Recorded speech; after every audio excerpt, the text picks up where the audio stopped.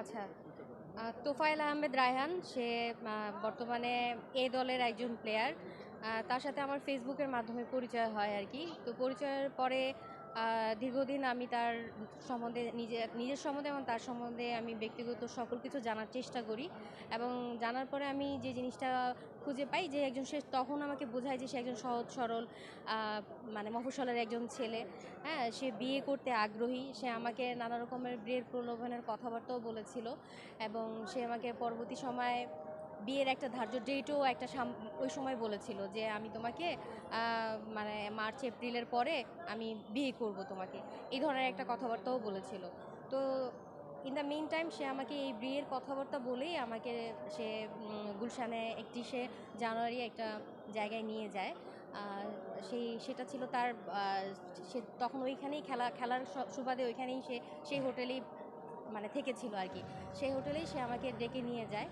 সে বাইরে কোথাও বসতে পারে না, তার সামাজিকতা অনেক প্রবলেম, এই সমস্ত কথা বলে নিয়ে যায়। অ্যান্ড দেন ওখানে সে আমাকে আমার ইচ্ছার বিরুদ্ধে আমার সঙ্গে শারীরিক সম্পর্ক স্থাপন করে এবং সে আমাকে পরবর্তী কথা দেয় যে আমি তোমাকে বিয়ে করে ফেলবো।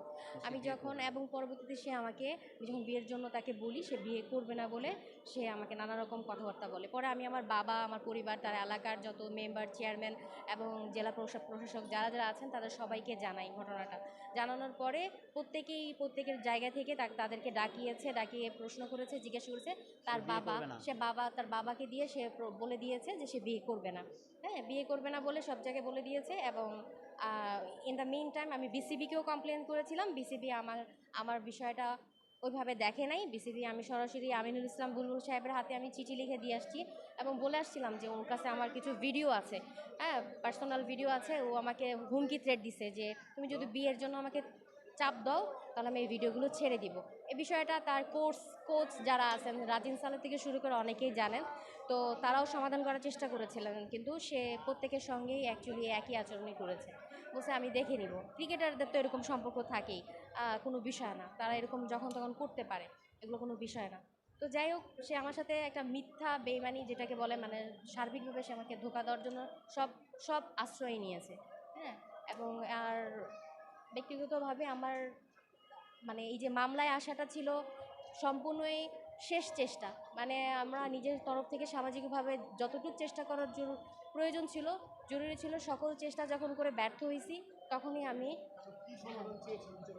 বিচারকের কাছে বলছি আমি বিয়ে করতে চেয়েছি। আমি বারবার করে বলেছি, প্রথম থেকেই বলে আসছি। তারা আমাকে বিভিন্নভাবে টাকা পয়সার প্রলোভন দেখায়, বিভিন্ন ধরনের কথাবার্তা বলে যে টাকা নাও, এই ধরনের বিষয়ে মিডিয়াকে বলো না, কোথাও যেও না, এই ধরনের কথাবার্তা বলে আমাকে প্রেশার ক্রিয়েট করার চেষ্টা করেছে, যেটার প্রমাণও আমার কাছে আছে। জি জি, আমি অবিবাহিত এবং সে এটা সকল কিছুই জানে। সে আমার পার্সোনাল, আমার ব্যক্তিগত ফ্যামিলি মেম্বার, আমার বাবা কী করেন, আমার পরিবারের সম্বন্ধে সকল কিছু জেনেই আমার সাথে উঠা বসা করেছে। আমি আসলে খুবই ডিসঅ্যাপয়েন্টেড, কারণ হচ্ছে আমি জানি নাই 5 তারিখে সে জামিনের মহানগরে আবেদন করেছে, আজকে এসে আমি এখানে জানতে পেরেছি। তো বিজ্ঞ আদালতের রায় আমি মেনে নিয়েছি, কারণ উনি বলেছেন যে 9 তারিখে এটা দেখবে। তো আমি সে আশায় আমি 9 তারিখের জন্য অপেক্ষা করছি যে 9 তারিখে যেটাই ডিসিশন হয় সেদিন দেখা যাবে। Thank you so much.